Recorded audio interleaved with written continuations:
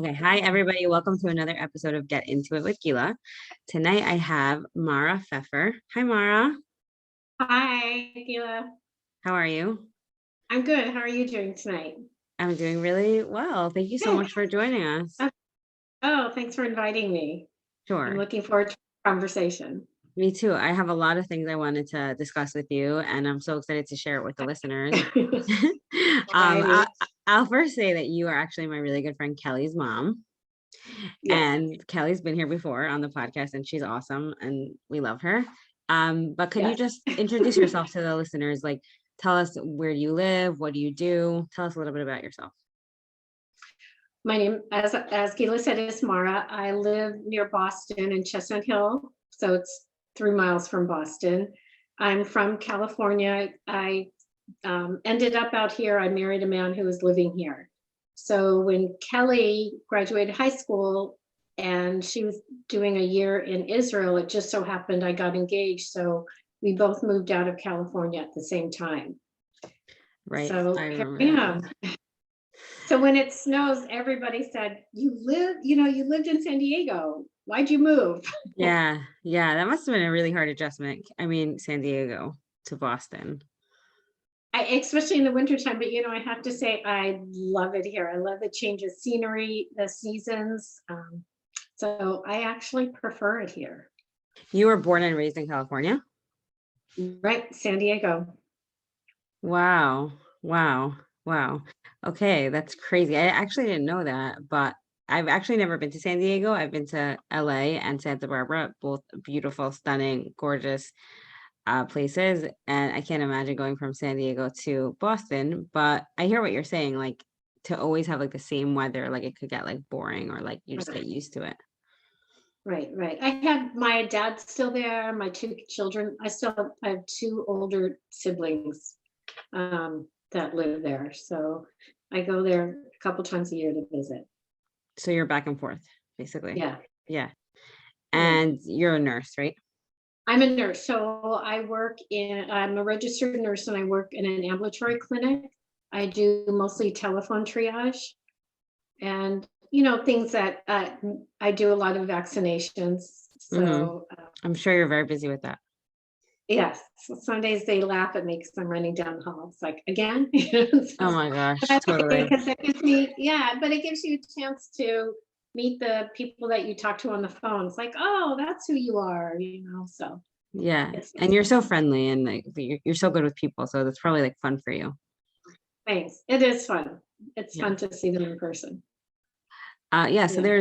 there's a few reasons why I wanted to bring you on the podcast, even though you were like a little hesitant, like what could you really share? But really, from my perspective, you have so much to share. So, first of all, Kellie, my good friend Kellie, who goes by Ellie Shovel also. So I met her in seminary and she was already religious when I met her. So I guess she was like 17, 18. And like from her perspective, like the story that I heard is like she went to Nagila, she became somewhat religious in high school. And then now she's fully religious, married to a Yeah. religious man, has religious kids. Um, so what was that like for you when she was going through that? So, it was a longer transition. She went to, I'll try to condense it, but the school that she went to didn't have a lot of Jewish kids. So there was a couple, I want to say from Chabad, but I don't know, that would come and talk to the Jewish kids and bring pizza. And so the handful of Jewish kids would go to that because it's pizza. So they were Yeah, having totally. a picnic and it happened to be a Mother's Day and Kellie said she'd go. I think that was my Mother's Day gift. And she was 16 and You wanted her to go? yeah, I mean, Yeah. I to the picnic, yeah, I was thrilled that she was going to hang out with Jewish kids. Right. So I went to pick her up, and the couple were just telling me how much they loved Kellie, and of course, Yeah, she's very everyone lovable. Yeah. knows her. Yeah, she's an awesome person. So of course, I was like, oh, proud mommy. But they told me about a camp and that they'd like her to go to, and I was never able to financially send my kids to camp. So I thought, okay, great opportunity. And so she went to camp. And she did get religious, and it was hard. I didn't keep kosher. I wasn't religious. Her friends weren't. So it was difficult. She went back another year to camp. became more religious, and then I think actually she went 3 years. And then she just totally immersed herself. She went her senior year in high school. She went to a Hebrew high for her senior year. And it's interesting. Some people thought, well, maybe she didn't get along with her friends anymore in her secular school, and that's why. But that wasn't. She continued to be friends with them. It was that she really felt a connection Yeah. to Judaism. So Did you grow up like with any, like some people grow up like they keep the high holidays or they keep like, they fast on Yom Kippur. Did you grow up with like any sort of religion? oh, definitely. So we were conservative. My mom was sisterhood president. My dad was president of the synagogue. Definitely high holidays, some Friday nights, some Saturday mornings. My brothers were bar mitzvahed. I wasn't bat mitzvahed. I wasn't very good at languages, so my mom said I could quit. But I hear that. I would also quit. Yeah. my kids were bar and bat mitzvahed. It was important to me, but I didn't push it. They just kind of knew that was expected of them. hmm So I wasn't, I think Kellie becoming religious, I felt a little guilty that I wasn't. I tried to be accommodating towards her and respected her. It wasn't a bad thing. I mean, if she was on drugs or Right. hanging around the wrong crowd, that's one thing, but she was really hanging out with good people. Yeah. I met her friends from high school, and really a nice group of friends. Yeah. Yeah. And like you said, like it wasn't like she um didn't want to be friends with her friends from public school. It was just that she had this like strong connection to Judaism or religion. And Right. so that didn't negatively affect you, that you were happy to like accept that. It just happened to Yeah. be like you weren't religious. Right. But So it wasn't bad. It wasn't. I supported her. I hope she feels that way. But oh yeah, totally. Like it's just so nice because like it, for some, I mean, I'm sure it could be like very overwhelming for certain like parents when their kids become religious. And I totally get that. Like to have your child totally change their lifestyle, especially in high school when we're all like just changing so much and who knows what will right. stick and what and what won't stick and what's real and what's not real. But I can see how that could like, affect the family. Like, what do we do now? Like, I know I have a lot of friends who became religious in high school and, their parents had to get like kosher pots and pans and they weren't Right. able to drive them on Shabbos, and that could kind of like change the dynamic in the house. So I could totally see how that would affect the family. But it sounds like you were just like either way, like Kellie religious, Kellie not religious, and you were just happy Right. like she was doing like good things. Right. Some people were worried that um, it was a cult, like, or Right. she'd taken away from the family. Right. And Kellie made it quite clear from the beginning to her rabbi, the priority was family. In fact, when I got married, she talked to her rabbi because it was going to be near a holiday, and it wasn't. It didn't overlap on a holiday, but it was going to be near one, and she wanted to like make sure everything was fine because she was still learning and making sure everything was okay. And she said, this is a deal breaker, not in those words, but she said, this is really important to me, and I'm going to keep my family. And the rabbi's like, of course, don't. Right. There's no problems. Yeah. Kellie was always somebody like in seminary who was like super close to her family. Like family was like so important to her. And this you guys are so close. Like, Okay. I mean, I've seen, I was just, what popped into my head was like that Shabbos where we all came Oh to my visit you God. in Boston. And it was just That so was so much fun. fun. It was so much Yeah. fun. Kellie had what, eight young ladies? I For think so. Shabbos? It was so much fun. Oh I my God. remember the mosaic table, like I told you. I did mosaic once and now it's like I'm pretending like it's my hobby, but like it stuck out to me like that mosaic table. It was so pretty. I remember we had so many fun conversations, like right? Like we just had so much fun. Yeah. It's I something remember, like there I was was just gonna say, I remember you on your iPad in our room, in our bedroom, exercising to it. That's so, yes, I did do Everything but that. your Yes. number. Yes. That was definitely my addicted to exercise stage for sure. That sounds like me. That's so funny. I remember us, like, I hope this is okay to say, but I remember us like talking about like someone we all knew that was like an older single.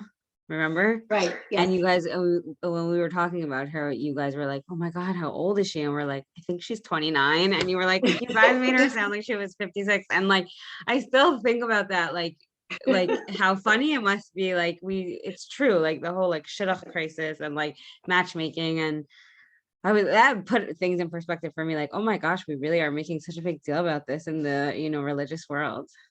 Right, but that's how it is. So if that's the Right, world you live in, right, that is something that you worry about. right, right. I just remember that being like, we all like burst into laughter, like when we were Right. talking about that. Yeah, Yeah, Ruben are like, and right. Yeah, totally. That was so much fun. I have so many good memories about that. Like, I just feel like you guys really are so supportive of Kellie's lifestyle and like respectful and like, like as it should be. Like everyone's entitled to choose how they want to live. And like it was just like such a nice Shabbos. oh, thanks. We had a good time. Ruben and I talk about it quite often. We So should come back. We'll do another one. I have two rooms open. Come. Okay, perfect. Perfect. So another thing I wanted to talk to you about was actually, you'll have to correct me on the details, but a few years ago you were diagnosed with leukemia, right? Right. In June of 2018. Right. And that's actually really, I mean, it was really crazy that you were diagnosed. And we had another friend whose mother was diagnosed, and my mother was diagnosed with cancer, like all Yeah, within, the same and time. Yeah. all within the same time. But I think that you were diagnosed first, and it was so. Walk us through that. Like, what was that like being diagnosed? Um, it was really crazy. And Kellie actually was there the weekend. I knew I was going to have a bone marrow biopsy because my labs were abnormal. And um, I wanted Kellie to come up, one, to keep my mind off of it. And I remember I had no symptoms. It was an incidental finding. I had low blood count. They said, come back in 8 weeks. I did. It was lower. Crazy. So You it had was no. just You were completely asymptomatic. totally. I was tired. I walk to and from work. It's a mile each way. So it's no big deal. Everyone, I get home, I'm tired, but everybody's tired, the Right. 30 years. Right. So so yeah, I was just shocked. I had some labs, and since I work in primary care, I copied my labs, I printed them out, and I said to a doctor I work with, what do you think of these labs? And she just went, ooh, is that one of my patients? And I said, no, it's mine. Oh And she went, wow. oh. Oh So wow. that was kind of telling. So I had a bone marrow biopsy. I was outside playing with Akiva in the playground, running around after him, like after a bone marrow biopsy, Mm-hmm. it was not a big deal. And I got the call that I had leukemia, and it's just a call. You can't comprehend it. You just can't comprehend it. And, luckily Kellie was there. As much as you don't want to tell your kids, it was nice to have love around me. Right. And how old were you at the time? So I was 60. You're gonna make me. I was You don't 61. have to. No, because I must have been 61 because I'm going to be 64 next week. So I was 61. So total shock. Or Like was I sick? Maybe I was 60. It'll be 4 years. Yeah, I it'll was be 4 60. years. Yeah. I had my lab work. Then we went to San Diego for a. Ruben actually threw me a surprise party for my 60th, so everybody was there. Oh wow. And who knew, right? Yeah. And you're celebrating, and I look back on that, like I look at pictures and go, nobody knew. Like I'm looking at pictures, people are telling me how much they love me and yada yada, and in my body, this thing is happening. Like, It's so crazy. It's just yeah, so crazy. yeah. Is there like, I don't know anything about leukemia. Is there like a genetic factor? Like, were No, you, no, it just no, no. happens. It just happens. It's just a mutation that happens. So I talked to the oncologist who schedules, and he said, pack your bag for a week. And that panicked me, and, bring it to your appointment. So I had this oncology appointment, and the Doctor said, okay, you're going to be in the hospital for a month. And I went, Just like no. that, just like the Yeah. next, like a few days Yeah. later after the No. diagnosis. Yeah. So my diagnosis was Friday. So I had work on Thursday. Friday was my diagnosis, and Monday I was in the hospital for a month. Oh my, I need to take a minute to like process that. That's so crazy. I mean, I know all this, but it's so It's crazy. Just even thinking I was at work, all my stuff was there. And I'm big on pictures. yeah. Surrounded by love. So I had my grandkids' pictures and just everything. And they actually saved it for a while. They wouldn't let anyone put it in boxes, all my things and So my nice. book. And then I said, you can really box it up. It's okay. Wow. It's okay. So the doctor told you that like this is really serious, or like Right. So I had looked on the computer once, you shouldn't really you shouldn't, look. but you did. And I Yes. tell patients all the time, like, throw your computer against the wall, do not look Yeah. at it. Yeah. And I started looking at statistics and I stopped, and I never really looked it up again. Even though I'm in the medical field, I'm not in oncology. Right. So I don't know these things, and I didn't want to know statistics because I didn't want to say, well, I didn't want that to worry me. I was going to listen to my doctors and the nurses about my care. And that's what I did. So we got to that. So they have to put a port in you, so they draw blood, and we get to the room and the nurse was busy because they were giving a report. And so she said, I'll be there in a few minutes. So Ruben's my husband. So Ruben and I kind of just sat there like, what? I'm healthy. So I'm sitting there, do I get in pajamas? Like, am I supposed to change to a gown and get in bed? Like you don't feel like you need to be in bed, but you're in a hospital. Right. Yeah. Right. I guess they didn't walk you through like what you do in the hospital for a month, like when you're feeling totally healthy.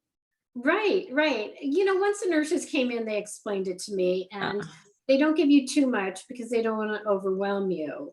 Right. But the doctor was really great, like writing down, this is what we're going to do. This is the medication. And, it's so much information. You can't, you just can't comprehend it. So at the time, so you were diagnosed on a Friday, you were admitted to the hospital on a Monday for a month. And was it like, is it like all a blur? Is it like super clear? Like, is it just, you were just trying to survive the day? Like what was going on in your head? Yeah. So first of all, I don't have a good memory. And sometimes I wish I kept a journal, and other times I'm glad I didn't. You do take it day by day. They keep a calendar. So the nurses will say, okay, I had chemotherapy for 7 days, 24 hours a day. Oh, wow. So I had 2 chemos. One was 3 full days and one was 7. Wow. So, you're just feeling crummy. The fatigue is amazing. Then you start to feel sick, but there's so many medications. Like my friend who has had leukemia said, this, if you're going to get cancer, this is the best time to get it, is because medical science is so advanced. Interesting. So they kept you comfortable? They kept me really comfortable. When I couldn't sleep, they said, there's sleep medication. Don't be afraid to take it. If the doctor ordered it, it's okay to take. Yes, for sure. If you're feeling anxious and you can't sleep because your mind is going 100 miles a minute, take the medication. It's okay. So you did that? I did that. Okay. Yeah. And Ruben was allowed to stay with you in the hospital or no? Yeah. So he didn't sleep over. He just would come visit. We have a dog. So yeah, I understand. I think he'd go crazy. It's kind of, I know that some people stay with their family member 24/7. It's kind of exhausting to have company, and you definitely have to be with somebody who is okay with you not talking and just sitting there or feeling uncomfortable. Or what were you able to do in the hospital? Well, it's interesting. Ruben said, oh, I'll bring your mosaic supplies and you'll do it. Which one you can't, because glass goes flying, right? Right. But I just didn't have the motivation or the energy to do that. Mm-hmm. So a lot of it was, I watched things on my iPad. I wrote a little bit. Um, People would come visit off and on, but really I was just kind of blah Because of the medication? because of the medication. So in a way, like, do you feel like that medication sort of like numbed you and you didn't have to like feel the No, whole it was time? from the chemo. It wasn't, it was the chemo just making me feel fatigued. And they say go walk. So you would walk, but you'd have to put a mask on and carry the pole with you. And Right. It's it's uncomfortable. like 30 feet, and you have to turn around and come back. So I was kind of bored. I think looking back, I saw other people, a couple other people. I should have chatted with them, but you feel like everybody's in their own world, Right. and I didn't want to bother them. Right. I That's mean, yeah. there's only a couple people. It wasn't like I saw Right. 5 or 6 people. Right. But so I'm not like, was it like painfully boring or it was just sort of like you just didn't feel well, so you just wanted to be in bed? It was kind of boring. I knew there was the Red Sox game on, which was really helpful. It was just comforting because not that I'm a big baseball fan, but when we used to have it on at home when the games were on, just like if I was doing mosaics, the game would be on. It's just so again at the hospital, and then there was always ads for Burger King. I'm like, oh my gosh, what is going on? And then when I was in the hospital again, it was cars. The cars were for sale. So now when I see an ad for Burger King, it's like, oh. Totally. Totally. Like but, PTSD from the hospital. Yeah. but I feel like I should have been more productive in the hospital, but I know You I probably didn't. couldn't have been. Yeah, what would I have done? Yeah. No, I feel like it sounds like you handled that really well because like you're a really active person. It's not like you weren't working. It's not like you were like not out and about. You were. So like maybe just because you were so tired from the medication, like you didn't feel Right. like you wanted to get up. Yeah, if you're tired or nauseous or Yeah. Yeah. So after a month you were able to like go home, but you were like, right. what was that like? So you still had to be really careful. So everywhere, when I went to the doctors, I had to wear gloves and mask. And I remember recently I said to Ruben, "Oh, it wasn't bad. It wasn't that bad." And he just looked at me and said, "Oh, yes, it was. It Well, was you're an bad." optimist, right? Well, yeah, and I forget. You just Yeah. don't remember. But then I thought about it, and I remember being in the parking lot and thinking, I really want to ask Ruben to get a wheelchair. I don't think I can make it to the elevators. So that's how tired I was. And I thought, Yeah. no, I'm going to do it. There's a bench by the elevators. I can sit there. And then when I was on the elevator thinking, okay, are people going to think I'm crazy if I have to sit down? And so that's how tired I was. Like, can I get to the next place without falling down? Wow. That was after being in the hospital for a month Right. and being on So chemo like a lot. yeah. And then I recovered. Oh, and I also, by the way, I think it was Kellie cut my hair so it was longer. So because I knew I'd be losing my hair, I let Kellie cut it a little bit because I thought it would kind of be fun, which it was because she's not good at cutting. So she did a pretty good job, but it was something I felt like, okay, Kellie and I will bond over cutting my hair. Yeah, totally. Yeah. So she came to visit like throughout Yes, that. she stayed with me overnight, which was really nice. Um, and just comforting to have her. I didn't have to talk. Yeah. She's the best. For Yeah. sure. Yeah. So after that month, you were allowed to like you were home for like a while. I was home and so there, while I was there, they looked for a donor match. Okay, And I do know a little bit about this just from you, but okay. probably people don't. So what did you need? Like, what does that mean, a donor match? Okay. So I needed a stem cell transplant to survive. So that means we all have stem cells, they're baby cells. And I needed somebody who matched certain criteria, who was a close match to me. So a lot of times it's siblings or a family member, but sometimes you have to go outside of that, which is a registry. So if anyone if you can, please donate. I know I don't have experience of donating, but I heard it's not bad. They don't make big holes in your body. it's it's like donating blood. Okay. So they found one match. And Who is they? Like, how do you get the connected? registry, so the oncologist said we found one match. So there's several registries. There's and the one that I matched with was Erythritzion.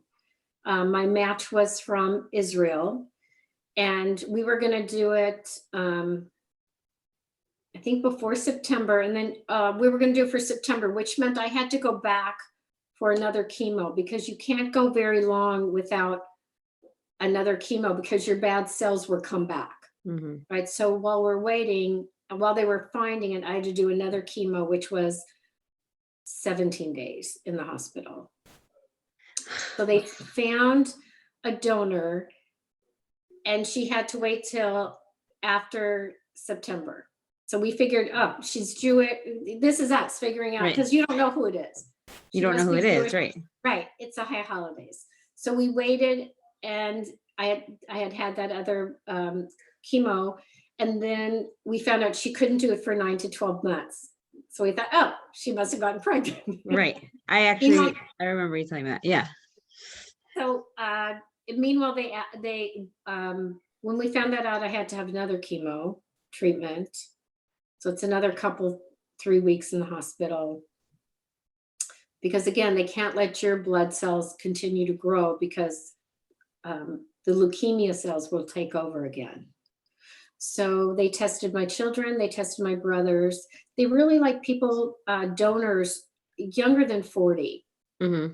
So they were deciding who could be my donors, and my brothers and my children were only a 50% match. You really want 100% for the best chance. Right. So we were really it was coming down to the day we had to decide, and the doctors would have decided who was the best match because they have the lab work. And my oncologist called and said, we have a match.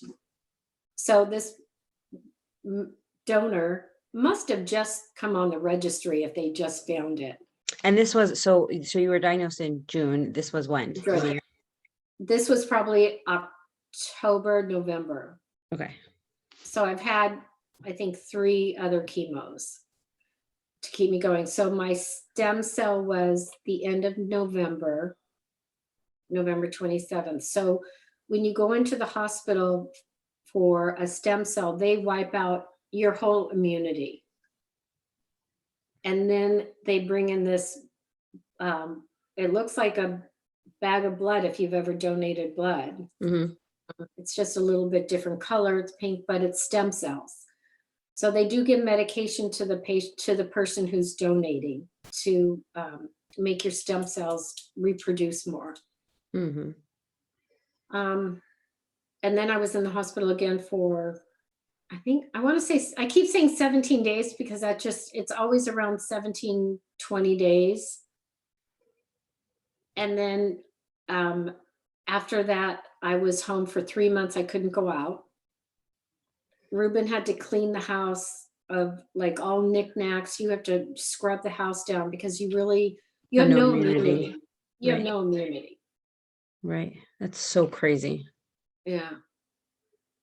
But this, I'm just trying to get the timeline. This was like, once you had the stem cell transplant, that was like the cure? Like that was assumed to be the cure? Correct. Okay. But you were at like a higher risk of infection because of the procedure where they wiped out all your immunities, basically. Right. So they're waiting for my stem cells to, or they're waiting for the donor stem cells to take over in my body. Got it. So they kind of keep you in a bubble for 100 days. There's certain foods you can and cannot have because they don't want anything to happen. So they don't want you to have lettuce because you know how lettuce is always recalled. It's always recalled, yeah. Right. You have to wash everything really good. Your food has to be at a certain temperature. Did you feel really nervous, like paranoid about like germs? I wasn't. I know I should have been. I wasn't. I feel like you were just like trying to get through the day, like how else do you manage like such a trauma, really? Yeah, and I think the people who came to visit me were basically family, so I trusted them. Hmm.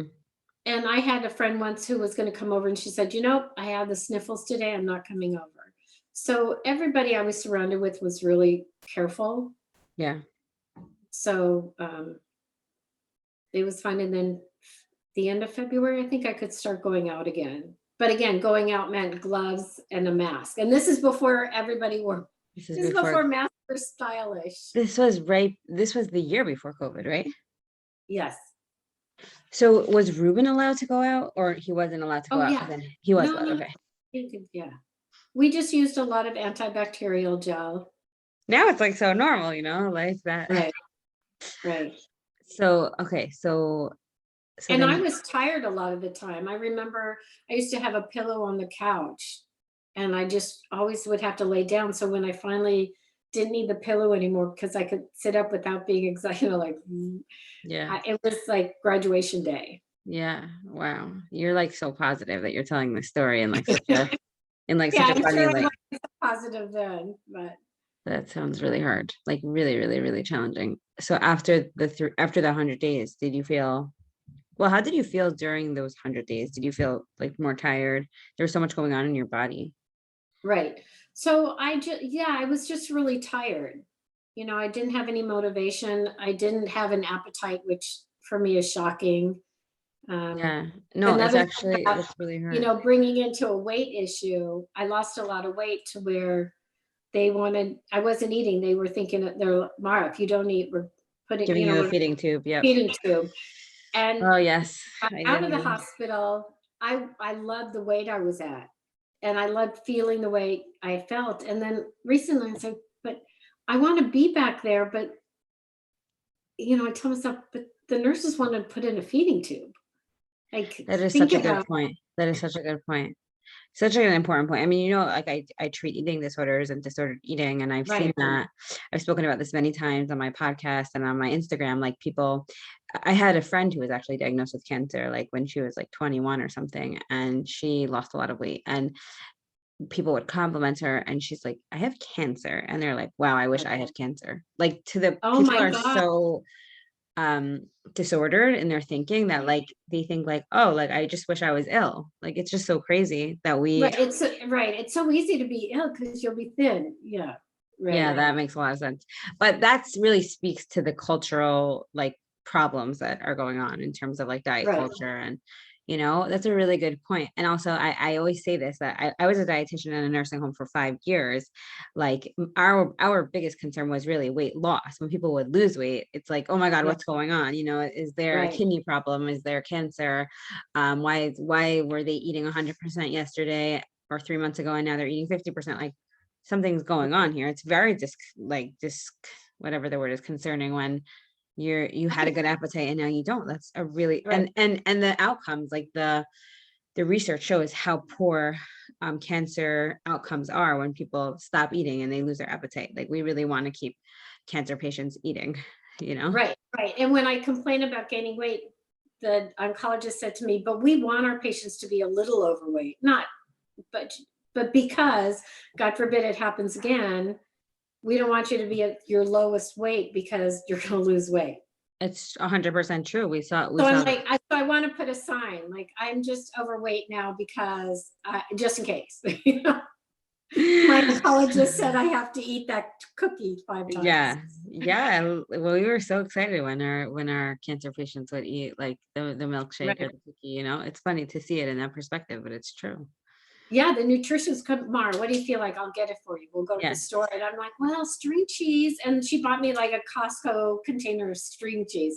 I'm like, I just wanted one. yeah, yeah. I've been there where when we're really desperate to get the residents to eat, like we would go to the supermarket and we would cut up the stuff ourselves. Like, Right, it's so important, that nutritional component right, for health. It's crazy. right, right, That's a really good point. Thank you for bringing that up.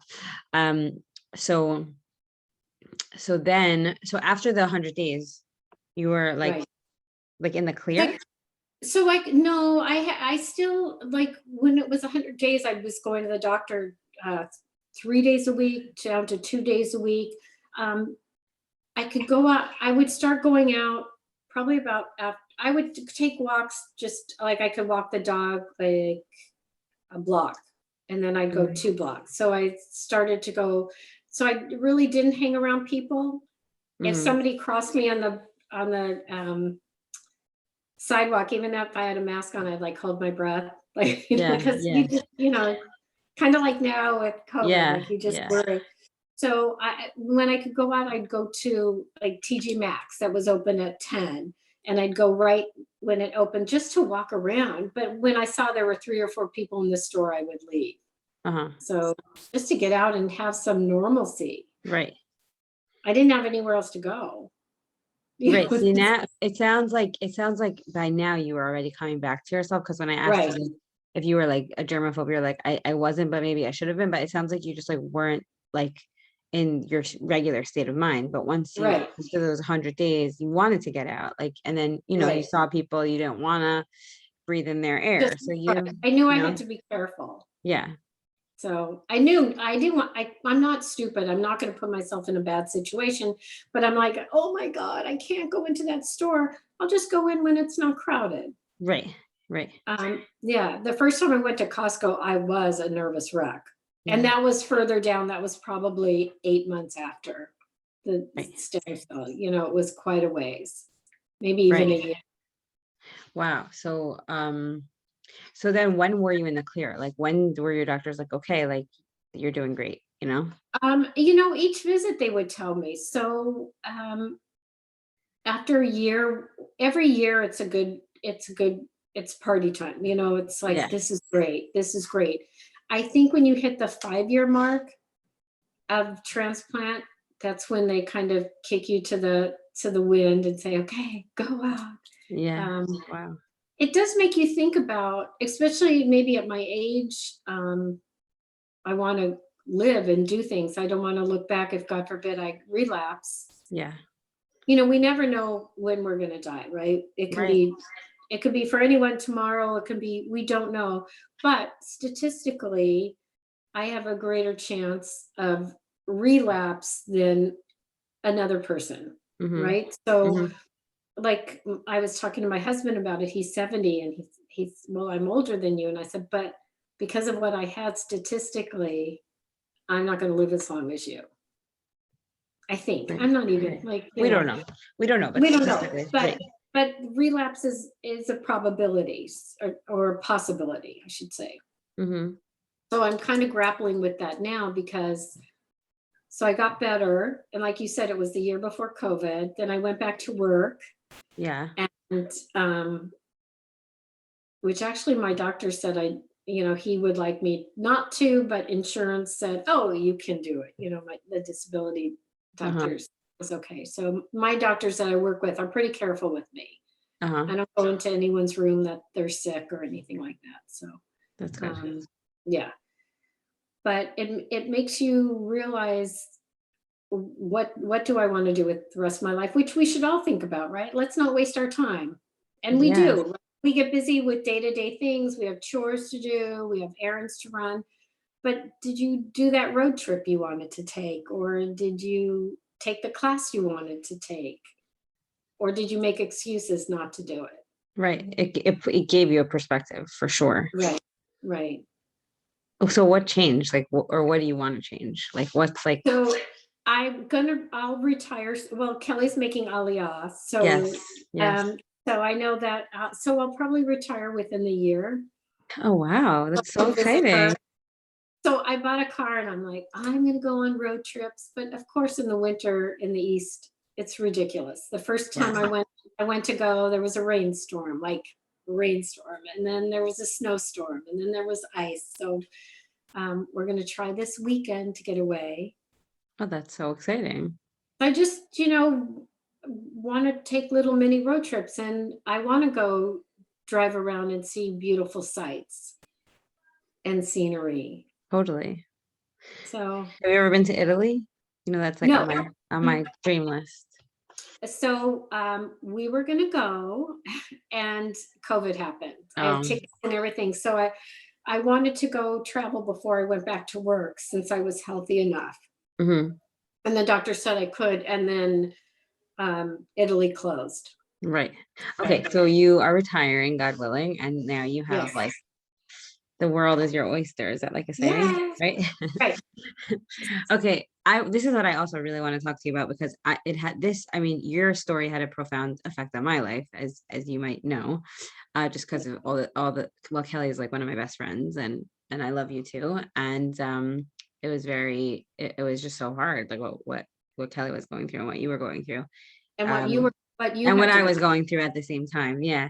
Right. But I was lucky enough to be invited to come to Bracha Jaffe's Yeah. concert. Okay, She's but amazing. amazing. But I didn't know anything really about Ezer Mitzion. And I don't think you really knew that much about No. it. So tell us what happened with that concert. Like that was just so crazy. So I got a call from, and they had called me before, and I didn't really know who they were, and they wanted a video blurb on donating and being a recipient, which I did because I'm a good person, right? So I'm like, Right. hey, somebody asked me to.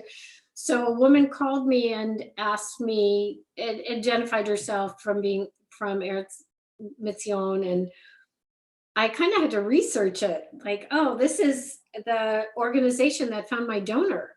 Right. And they had a fundraiser October 31st and to raise money because they fund people. So if somebody wants to be a donor, but they don't have money, even $50 to do whatever they have to do, this organization will fund them, among other things. Wow. So they asked me if I'd be willing to speak and tell my story. And I said, sure, because I need to pay it forward. Which is really crazy, by the way. I know like the story now because I came to the concert, but they could have asked anyone, right? Right. And Right. and I also think that I don't want to you'll tell the story, but I think that it was pretty crazy that you got matched with Ezer Mitzion being a Jewish organization because it could have been any organization, right? Correct. Correct. And the nurses said that most donors they find are from Germany, which I thought was interesting. So interesting. So interesting. But the two people, so the first woman we're thinking, Yeah. was from Israel, and now Leah, my donor, was from Israel. Right. And they kind of alluded to the fact that she might be there, which I was very excited. Oh, that I right. was able Right. You to- didn't know that she was going to be there. I didn't know, but they also said on the phone call that they didn't think she got my thank yous, Right. which I was devastated because Yeah. what did she think of me? Right. And I wanted to say that this is what I found out from Leah because we're coming to the concert that apparently you're not supposed to know who your donor is for like a year, right? Correct. Just in case Correct. it doesn't work, nobody should feel bad. Right. And then after a year, they get in touch with the donor and say, do you want to get in contact with the recipient, or can the recipient call? So I had written her a letter. I do mosaics, as we've talked about. So I Yes. sent her a mosaic piece that I had done, and then another letter. And then I thought, okay, I haven't heard from her. I'm going to stop because she probably thinks I'm stalking her. Right. Right. Because she didn't respond. And that makes sense. You don't know if somebody wants to talk to you or not if they don't respond. Right. Maybe, it's private. It's a private thing. So I have to respect that. Right.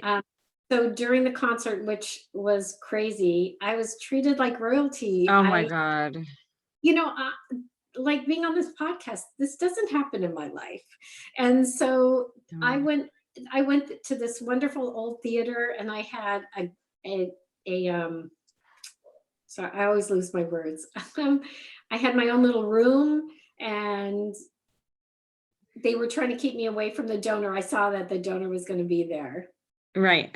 So Kellie, so I didn't know anything about this, and I saw it advertised on Instagram, right? And Bracha Jaffe is like a famous singer, I didn't even know that Shane D. I didn't really know much about them, honestly, or about Iser Metzion or anything. And then Kelly's like, Gila, do you want to come? I'm like, what are you even talking about? I have no idea what you're talking about. She's like, my mom is gonna be. I was like, oh, I had no, like, I just didn't connect that. How would I have known, you know? Right. And like, I guess I wasn't like expecting how inspirational that night would be. Neither did I. And, they told me, okay, there's going to be, last year there, I said, of course. And then said, okay, last year there were 2,000 people, but we're expecting 3,000. And I just, it's like, how do I do this? You were nervous? Yes, it was crazy. Yes. Yeah, but you were treated like royalty, and I honestly felt like you deserved it. Like, people. Oh, Leah did, because she's the donor. I did the easy part, right? I just not really. You went through like cancer and chemo. I know, but I do want people to know how difficult it is to go through chemotherapy. Anybody who goes through it, it is a tough one. But to be a donor and to give life to someone, and I said it in the video that I did for Eretz Metzion, it's not just my life, but it affects everybody who's around me, right? As you know, you unfortunately lost your mom, how much that affects you and your family, and how you interact with people. And so the donor is just amazing. It's so important, and it's so easy to do. And something that really helped, that made me stronger and less nervous, is they told me that there's a possible donor in the audience. And she was waffling. And I thought, okay, if we can pull this together and make one person donate, it's going to make such a huge difference. Totally. I mean, so Leia doesn't speak English. She only speaks Hebrew. And you don't speak Hebrew, and I definitely don't speak Hebrew, and Kelly doesn't speak Hebrew, but our other friend Valerie is Israeli and speaks Hebrew. So the craziest thing is that she just Leia didn't get your letters. It wasn't that she was like dodging you at all. She didn't get your letters somehow, but she herself had. Do you remember the story? I'm sure you do. The crazy story that she said about her donating was that, like, she I think the reason why she donated was because she had to donate for the army or something. Well, her mom had leukemia. Her mom had leukemia also, right? Around the same time. So she realized how important it was. Right. So I think maybe she did have to register, maybe, but she didn't have to donate. Right. And her mom, she couldn't be a match. Her mom ended up donating to herself. Right. So like that, right? So she didn't have to donate to her mom. So that's how you guys, she became your donor. Right. Isn't that crazy? Which is like crazy. She was like 20, she was 22 at the time. What a brave, giving person. Right. And then you guys got to meet on stage for the first time in front of 3,000 people. I know. And there's a part, I saw a video my friend took, and when they said Leia's here and she's walking down, I'm like jumping up and down like a 2-year-old. I mean, of course you are. Like, what was that like for you? Like, what was that moment like for you? I wish we could have communicated with words, but I think we both got our emotions and we told each other. Like, you didn't even need words, like, for that, no, you know? It was it was so moving. I was on, I mean, yeah, it wasn't me, and I'm like far removed, kind of. I mean, you're like, Kelly's mom, and Kelly's my really good friend, but like, just like the whole experience was like so uplifting, like to watch that. To see the person walking towards me that gave me life. I got to see, I like to tell people, because I think for me, it makes a difference. So Kellie had a baby and I was in the room for the birth. Had Leia not donated, I wouldn't be there to do that. And then 2 of my stepdaughters had babies. So I got to experience that, and I wouldn't have had it not been for Leia. And did she know like about you before that night? I think she was told a little bit, but I don't think very much. I don't know how much she was told about me. And she, yeah, like I guess she knew that she was going to meet you, or she maybe also Yes, didn't know. I Yeah, think I think she knew, yeah. I think yeah. she knew. She was really, she's so sweet. It was Uh, so nice she's to a meet very her. nice, yeah. Are you guys She in touch? Are you still in touch? Yeah, we do. We email each other. Not often, but we email each other. That's so nice. That was so I use like, Google, sorry, I use Google Translate. I just like wonder if Azer Mazzio never reached out to you to come to that concert, if you ever would have met Leia.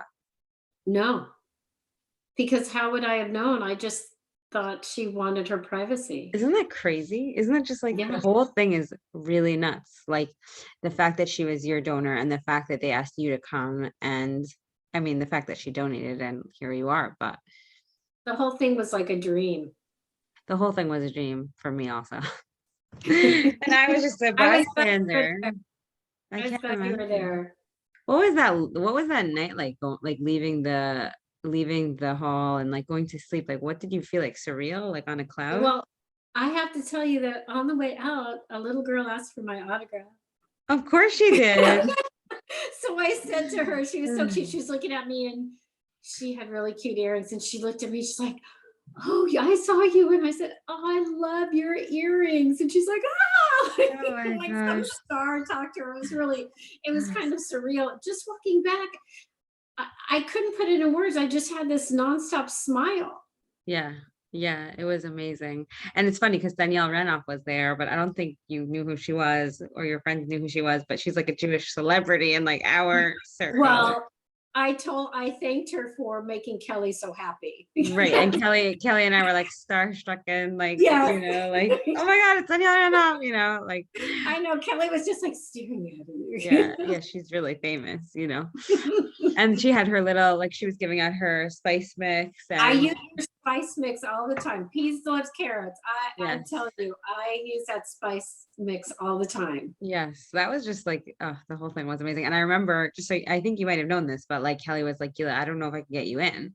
And I was like, I have to come to this concert. Like, I'll pay for it. Like, I need to be there. Like, this is, and I hope it's okay that I'm sharing this. I hope Kelly doesn't kill me, but I remember, I think it was that night Kelly said something like, I hope it was okay that I invited you because like I know it must be hard that you like lost your mom. And I'm like, this is not hard for me. I'm so happy that you have your mom, like it was so moving for me, the whole thing. Like I know that like the possible outcomes, and it was just like, and that's why I had to get you on the podcast, because like I was posting on Instagram like the pictures of, but like it it didn't do like the pictures didn't do justice to the experience.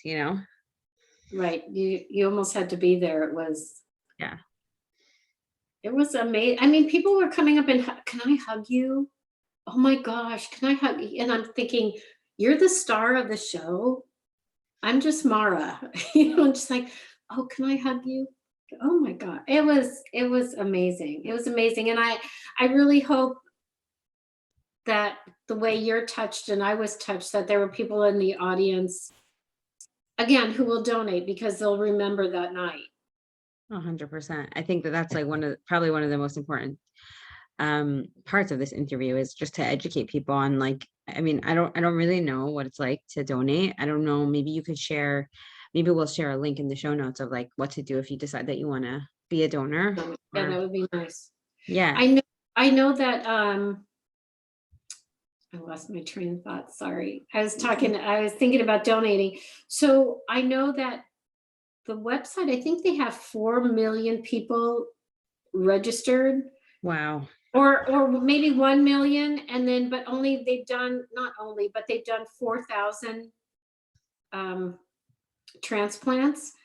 So 4,000 is a lot, but if you think that they have 1 million people signed up, but Right. only have done 4,000, that's how broad of a base they need Wow. to find a match. And unfortunately, people who are mixed heritage or mixed color have even a more difficult time, and their base is even smaller. So we need everybody needs to donate Yeah. if they can. Yeah. Um, so didn't even think of this before we recorded, but yeah, I'm going to do my own research and try to put that in the show notes so that people could maybe reach out to you or reach out to Azer Mitzion, or however we could spread the message that like we definitely need more donors. Right, right.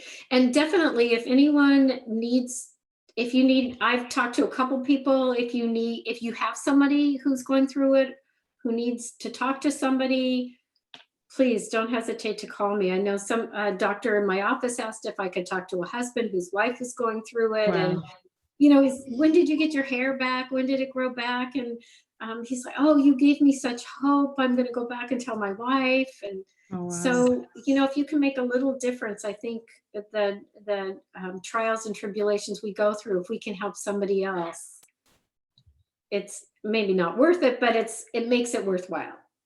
Actually, did you ever read the book, The 5 Stages of Grief by David Kessler? I did not. So him and Elizabeth Kubler-Ross wrote Yes. So they wrote the book, or they came up with the 5 stages of grief, right? So Right. I did a lot of grief research after my mom died, and I will say, like, grief isn't just when someone dies, right? Like, grief is also like, even when somebody goes through an illness, there's like a grieving process of like, I thought my life would be different, there's just Right. so this makes sense in the context of what you just said, that he actually lost his son. And after he lost his son, well, he lost his mother at a young age, but he lost his son when he was maybe like 50 and his son was like 20. And he decided to redo the book with a 6th stage of grief, which is called making meaning. So he says, of course, I would never trade the meaning for my son. If I had a choice, I would want my son to be alive. But Sure. part of grief is like, one of those stages of healing is to make meaning. And a lot of the times it's like, I don't wish I had cancer, but because I did have cancer, like, now what will I do with this strength, Right. Right. And that's what you did. And that's what you're doing. Right. And I wish I could be more involved, and I think about what I can do to be more helpful to people. I know some people are very proactive. And that's another thing once I retire, I wanted to get into more, finding something that I can do. Yeah. So Yeah. the opportunities will make itself available. I totally believe in that. And I think that even just, I know for myself through my own like grief process, like, and also just in the work that I do with clients, like helping them through like disordered eating and eating disorders, a lot of times it's just like holding space for someone in their pain, or like empathy, like you went through this trauma, and like someone else asking you like, when will I get my hair back? Like, because you went through it, and that gives somebody else comfort, Right. Right. Or I have a patient that I really like. This patient, her husband's going through cancer and she's a caregiver, and I know how hard that is. So I can empathize with her and say, I understand it's really tough for you, and you need to take care of yourself so that you can take care of your husband. And so even little bits like that are helpful. Totally. Wow. So I'm going to try not to cry on the podcast, but this was amazing. Thank you so much for coming on. And Thank you. I hope it's okay. Maybe I'll put, of course, maybe I'll put your email address in the show notes. Of course.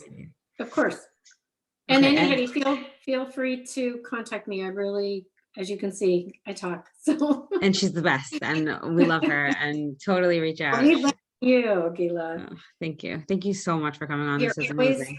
You always just have a space in my heart, and I love when I see you at Kellie's house. And I might have to go to see you and not Kellie anymore, right? Yeah. We'll meet in Israel. We'll meet in Israel, or we'll meet at the ice cream store where we met once. Yeah. Only for good things. Only for good things. Yes. Okay. Thank you so much. Okay. Bye. Bye.